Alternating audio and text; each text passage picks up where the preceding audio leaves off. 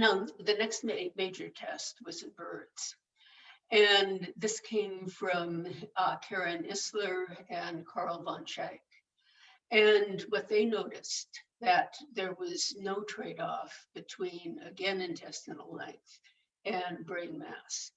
But where you had your trade-off was between brain size and pectoral muscle mass.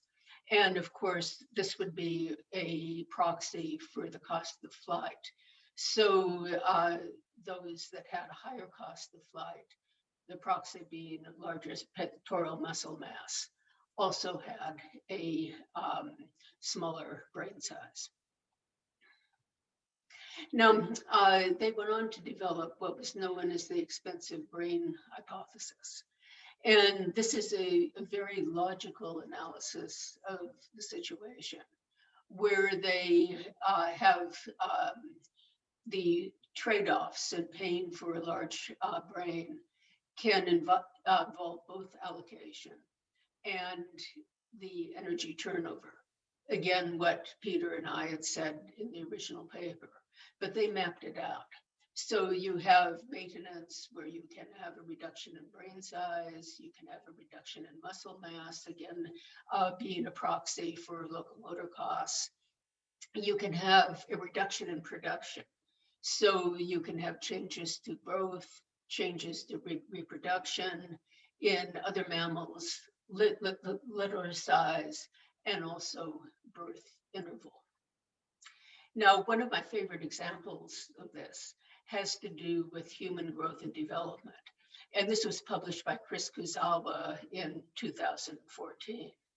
And what he shows in both in males and females, that the energy put into the growth of the infant brain directly is contrasted to a reduction in the energy put into growth.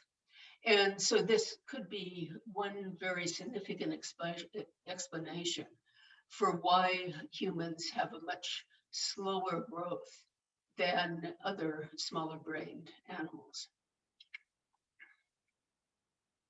Now, one of the very interesting relative things that has come out of Isler and von Schaik's work is the gray ceiling hypothesis.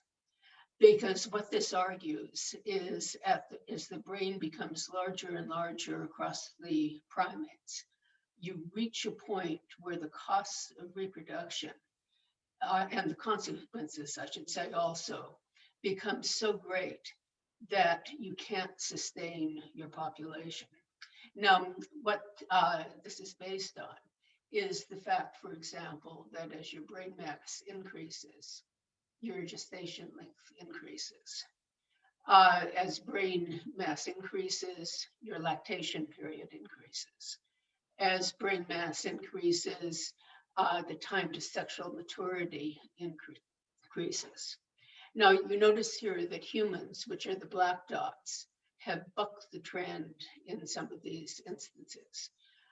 Here with neocortex, or excuse me, neonatal mass, humans have a much smaller mass of their babies, their neonates, than would be expected by the general allometric trend. The same thing is true in length of the period of lactation. And here in our fertility, humans have bucked the trend in being much more fertile than you would expect according to the primate trend. Now, what is fascinating about this is that their gray ceiling here comes at about 655 cubic centimeters. And this is exactly in this area of the transition between the Australopithecines in through the early Homo to the Homo ergaster. So it would fall approximately in this region. And what this is saying is that the hominids actually reached a crisis at this time period. And something had to change if they were going to continue to benefit from having a larger brain size. Now, what the explanation for was allele care of the offspring. And perhaps one of the most well-known hypotheses in this area is the grandmother hypothesis that was put forward by Kristen Hawkes and her colleagues, where she argues that grandmothers can be quite productive. And here we see the calories per day that Hadza women can gather according to their age. And what they're arguing is that this increase in resources from other members of the society were able to alleviate the energetic strains of reproduction on the fertile females. And of course, for those of you who are familiar with the grandmother hypothesis, they also argue that this was involved in the development of menopause in the human line. Now, one of the more recent contributions of the Isler and Benchik team has been the work by Navarrete, arguing that there's a brain fat trade-off in 100 mammalian species. Now, this is actually a fantastic data set. And Navarrete spent a tremendous amount of time gathering the data during the dissections to get a really accurate understanding of brain size, organ size, subcutaneous fat across all of these animal species. And the take-home message of this is that there is a negative relationship in most animals between adipose tissue and brain mass. So the larger the brain size you have, the less adipose tissue, and vice versa. Now, what their argument is that both of these are insurance policies for survival, that the brain size and greater intelligence would aid your survival, as would a increase in adipose tissue that could carry you over crisis periods in your life. Now, what their argument is that humans have the best of both worlds. And the reason that they can maintain this is that they have much lower locomotor costs. And here, bipedal humans have a much lower cost of transport than either quadrupedal or bipedal chimpanzees. What's sort of curious about this analysis is that it doesn't work with primates. And this may be due to either the small sample size they had for primates, or it may be an actual function of primates and the type of primate locomotion and adaptation. This is something that we just don't know now. Now, the hypothesis actually does work in some species. In mammals, it seems to be relatively rare. There's other organ trade-offs and other types of energetic trade-offs that are used to support large brain size. But where it does work is in fish. And this first began to appear quite early on. And in a very nice analysis done by Kaufman, who was a student at the time. And what he saw is in one species, a tropical fish, that you did have a direct trade-off between brain size and gut size in relation to comparator species. And this was rather funny because Jason Kaufman gave this as a poster at one of the AAPA meetings.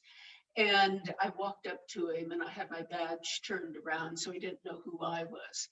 And he was actually trashing the expensive tissue hypothesis to another young man who was looking at the poster, saying how silly he thought it was and it would never work, and how astounded he was to find that it actually worked in fish. And when he realized that who I was standing there, he became extremely embarrassed. And it was actually funny. And we ended the meetings being quite good friends. But the bottom line is that it does seem to work in fish, and more recent analysis has shown that it seems to be a rule in fish rather than the exception.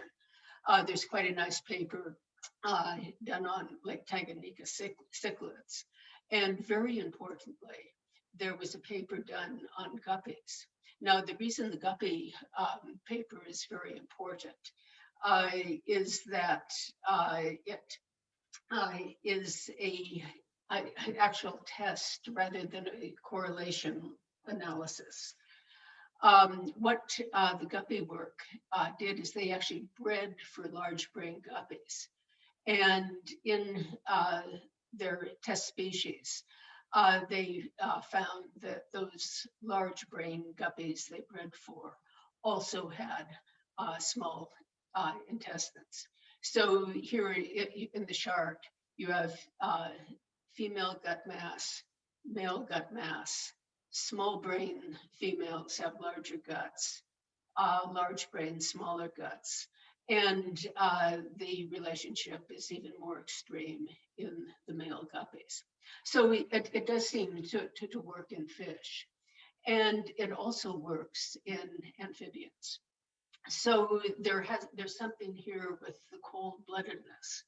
And this may be similar to the bat testes, that when you're under energetic stress, and of course with cold-blooded animals having a much lower metabolic rate, the trade-off between brain size and gut size may be one of the most efficient ways of paying for that large brain size.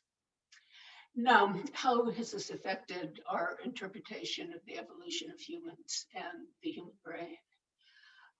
From what we've been talking about, we have cooperation is important, change in growth and development. We have reduced costs of locomotion. We have fat stores in humans.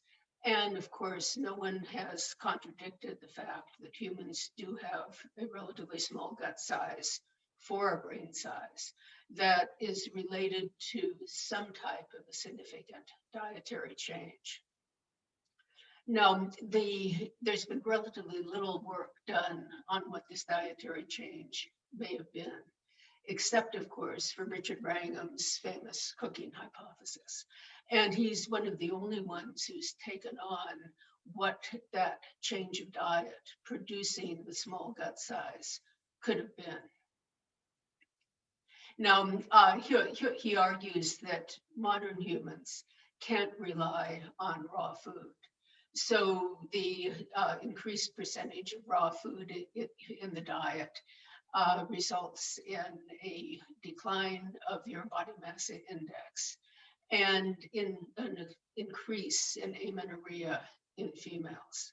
And his argument is that raw food is not sustainable for humans, whether or not it's meat or tubers or any other type of vegetable food. Now, the problem with this is the record of fire or the archaeological record of fire. So we do have some indication there may have been hominid use of fire at Khobi-4 about 1.6 million years ago. But the record is very sparse up until the last million years or so. So here we have around 8,000 years in South Africa, one Wonderwork cave. And then we don't get fire commonly found in archaeological sites until the last 400,000 years ago. So if we look at, again, the chart of brain size increase, you have minimal fire reliance up through to more recent times, where we see another spurt in the increase in brain size. What's going on in this time period, we really don't know, and it's one of the current mysteries in human evolution. There, of course, could be a variety of different type of diets, particularly aquatic resources, small animals. We really don't know. And there's also been some research by Rachel Karmati and her group showing in mice, this is, that cooked food, here with the CW, is cooked raw, cooked processed, being pounded, is much more significant in terms of making resources available to the body than having it raw, whether it's raw food that's not prepared or raw food that's pounded. So this whole area in terms of diet is a huge mystery in human evolution. And of course, this is the time period that the hominids expanded out of Africa and were able to colonize a variety of different environments. So I'd like to see much more work in diet in this time period of Homo ergaster, Homo erectus, leading up to, of course, Neanderthals and modern humans. Now, I'd like to finish with one last analysis that I think is tremendously important. And this is the constrained total energy expenditure model that's been put forward by Herman Poncer and his colleagues. And the reason that this is so important is that it looks at the energy turnover part of the equation rather than the allocation part of the equation. And what made this possible was his use of doubly labeled water that allows basically, it's a very efficient way of determining what the actual total energy expenditure is. And to make a long story and quite elegant story short, what he's determined is that each species has an involved total energy expenditure.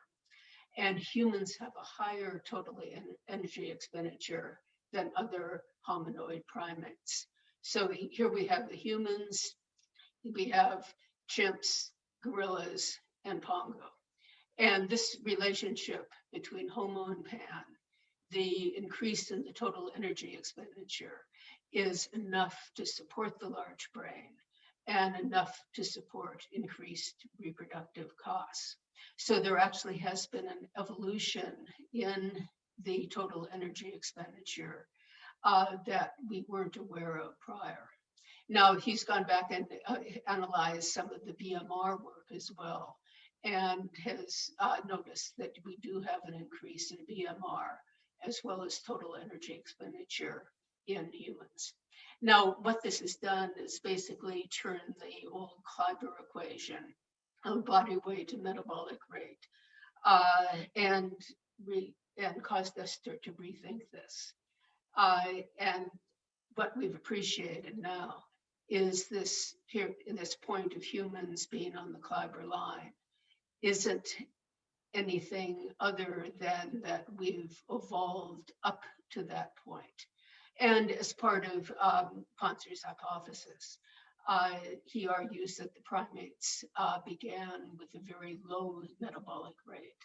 And this, in fact, may explain why Shropshirines have a much smaller brain size for their body size, where their brain size is in line with their metabolic rate.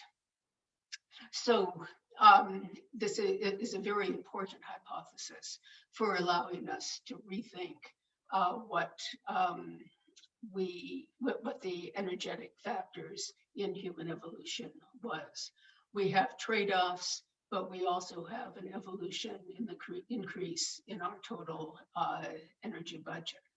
So to finish, in the line leading up to Homo erectus, we have the period where, as the brain expanded, there were a number of accommodations that had to be made evolutionarily speaking.